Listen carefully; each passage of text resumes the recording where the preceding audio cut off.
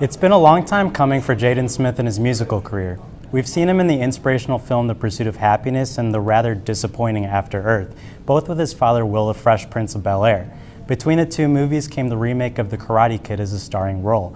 Accompanying the movie was the song Never Say Never by Justin Bieber. The uplifting song was an anthem that featured Jaden, the rapper. Both Bieber and Smith started off their careers way too early, and their teenage drama was indicative of the lack of maturity, but neither artist lacked talent. Their potential was there, and the song showed that they could compete with any artist in the game. The song skyrocketed up the charts and landed them at the 8th spot on the Hot 100 and was even certified 5 times platinum in the United States. From there, we saw Bieber rise the ranks as one of the more popular acts in music and finding himself again after a fall from grace.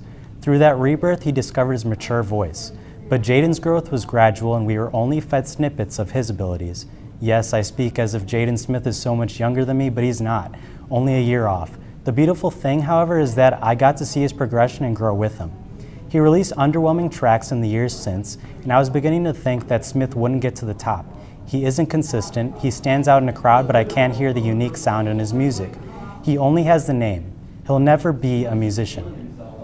Released on Jay-Z's label Roc Nation, Jaden Smith put forth his debut project SYRE. Some of Smith's influences are Frank Ocean, James Blake, Kid Cudi, and Tyler the Creator. With names like that, I was ready to be amazed. The album starts with Blue, a suite of 4 different tracks for each letter. It was full of beat switches, seamless transitions, beautiful singing by his sister Willow, and exciting flows. I heard all the influences, and this was just the beginning. Tracks 1 through 9 were ambitious, full of Jaden at his most powerful. He was musically gifted at constructing an album and ready to take on the world with his newfound persona, SYRE. Then the latter half was interesting, to say the least. I would have absolutely loved the album if it stopped after the 9th track, Lost Boy. It even sounded like it would, as he was shouting out all the people who helped him throughout the project. Then it fades right into Batman, a song that I loved when it came out, but a sound that was different from the rest. I wasn't complaining though. I was anxious to hear what else was in store. Then I realized that Batman, along with Icon and Watch Me, would become my favorite 3-song sequence of the year.